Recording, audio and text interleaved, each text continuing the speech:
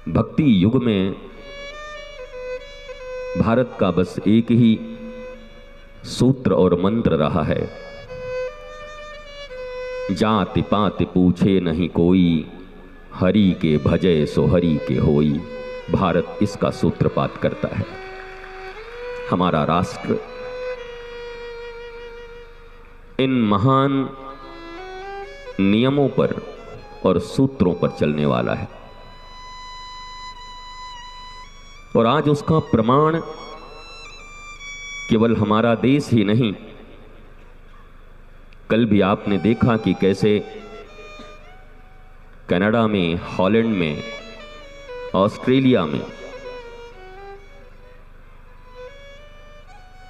लोग बड़े बड़े जैसी एलईडी यहां लगी है, ऐसी एलईडी लगा लगा के सैकड़ों हजारों छात्र छात्राएं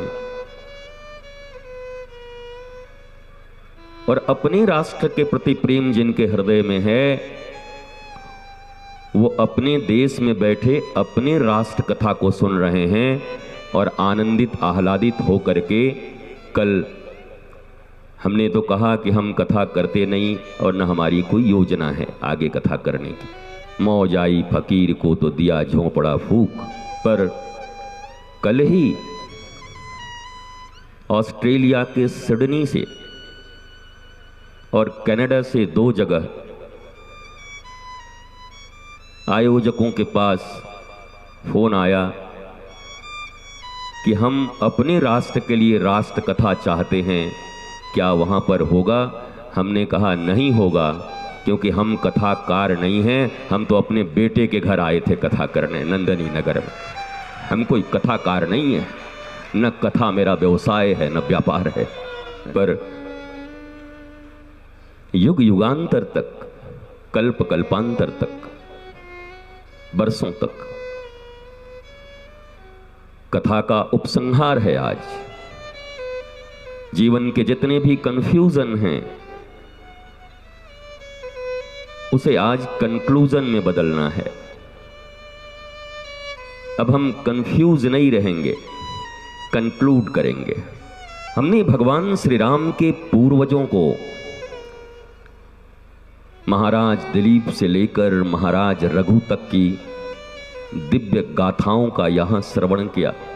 हमने भारत के संस्कार, संस्कृति और यूरोपियन संस्कृति के विषय में तुलनात्मक और विश्लेषणात्मक अध्ययन किया,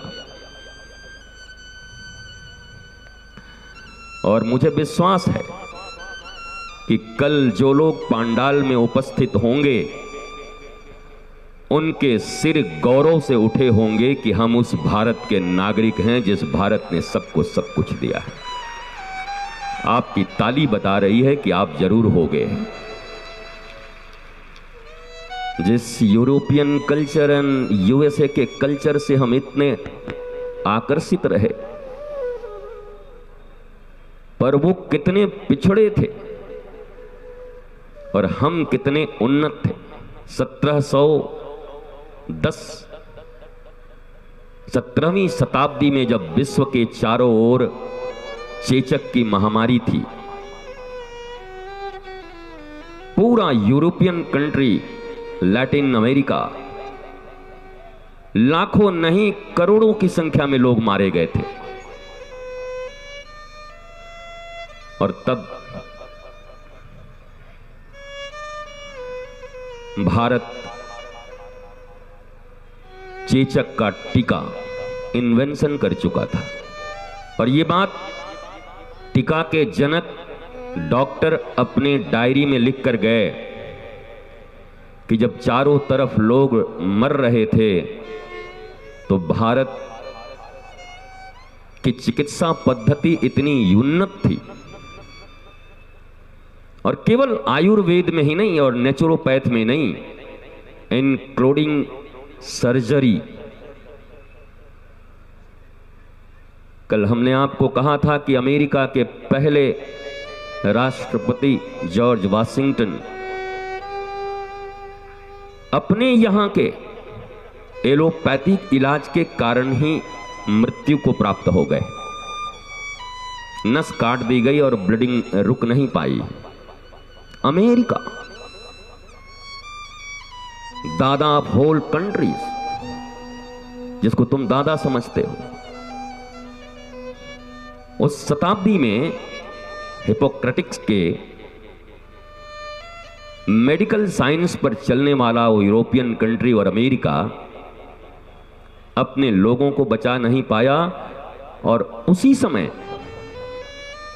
उसी काल में ये सब हाउस ऑफ कॉमन्स, ब्रिटेन की जो दोनों संसद हैं,